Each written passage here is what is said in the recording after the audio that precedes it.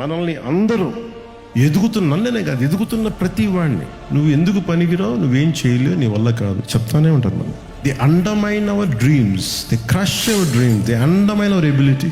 నాకేమంటుంది, who the hell I to undermine my dreams, who the hell I to crush my dreams. నువ్వు ఎవరు రా మాట్లాడటానికి?